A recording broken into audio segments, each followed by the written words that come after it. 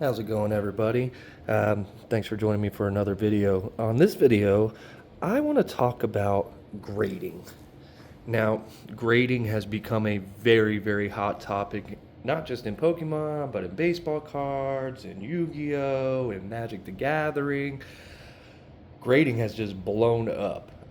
Everybody knows, PSA, um, CGC, and there's some other up and coming grading companies where you can get your cards graded.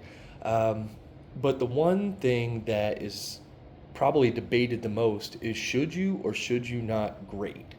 I'm going to give you my opinion on grading, and some people might agree with it, and some people might not. You might have heard this argument before.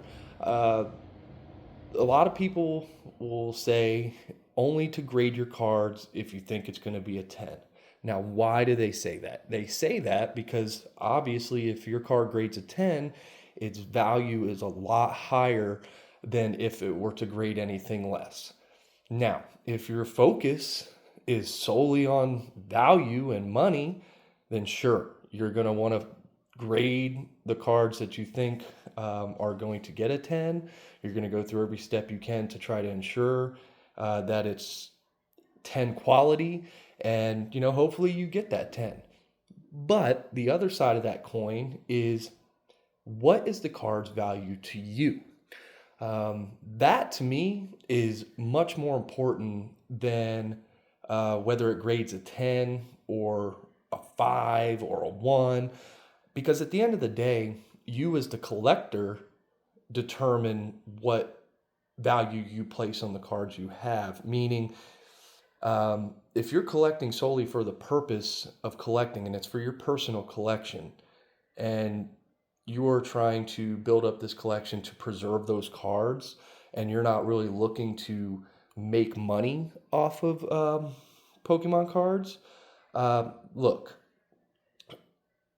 if you're willing to pay the $18, you can go through GameStop, where you don't have to send out 20 cards to PSA for a bulk shipment, and you want to protect one of your cards, go ahead and send that card out if it's something that you treasure.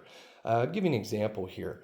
I have this card here. It is a 2022 Umbreon VMAX from Brilliant Stars. It's a Gem Mint 10. I pulled this card back in 2022, and it is actually one of my favorite cards because I love trainer gallery cards, and the fact that it's a Dynamax and it has the trainer in the card, I just personally like this card.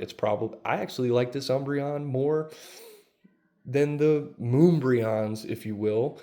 uh, but another one of my favorite cards is this card right here, which is an Ekans Bandai Cardus 1996 green card.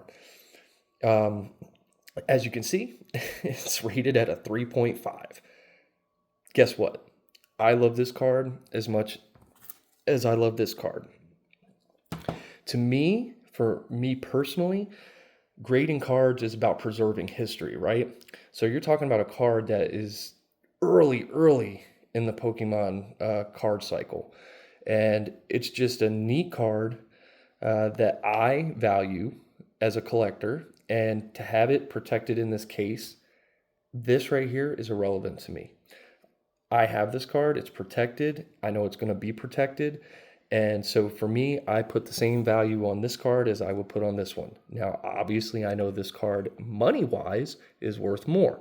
But to me, as a collector, strictly for the purpose of collecting, value these cards the same.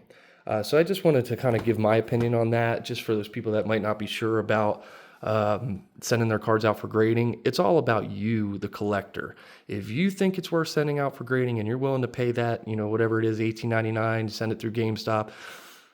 If you want that card protected and you want it for your personal collection, even if it's not going to get a 10, personally, I think it's worth it. So subscribe, and we're gonna keep opening packs, me and my daughter, and we're gonna keep talking about different things in the Pokemon world. But I just wanted to talk about that because it seems to be a very hot topic, and I just wanted to give my take as a collector. So thanks, and we'll see you next time.